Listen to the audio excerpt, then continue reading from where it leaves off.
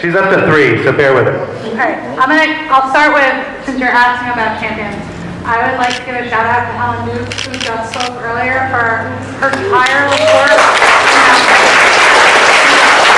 I've been so impressed watching how hard she works to make sure that everybody in the Mount Hope neighborhood is taken care of, that if people need something, that she's looking out for their needs. So she's a local hero to me.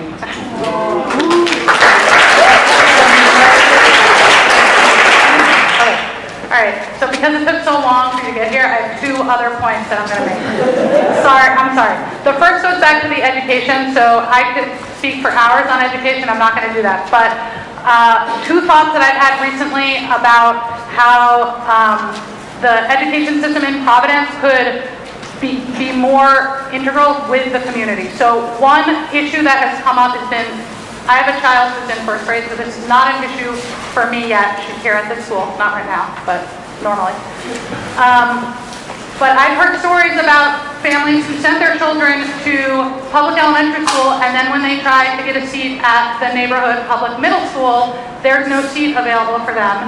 Or this happens again at the high school level because families chose to send their child to private school for elementary school or charter school, and then come back and take seats at those public middle school and high schools, and families who invested in the public elementary school system are now forced out of their neighborhood. So my suggestion would be that I would like to see a certain number of those seats reserved for students who have come through the public school system, so that they don't get bumped out by families who have the resources to send their children to a private school for elementary school and then come back in and take an opportunity away from a family who went through the public elementary school. So that's my first thought on the education. And then, unrelated to education, on the issue of job growth.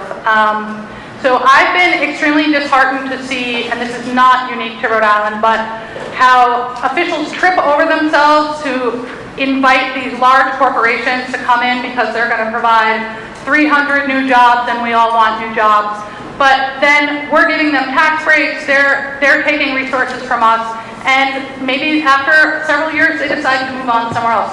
What I would love to see happen in this state is, rather than incentives for large corporations, if there was an incentive created for every local small business to bring on 1 or 2 new employees, think of the number of jobs that would create across many different sectors. So there would be opportunities for people with all kinds of skills, and most of those small businesses aren't going to get up and leave the state in 3 or 5 years.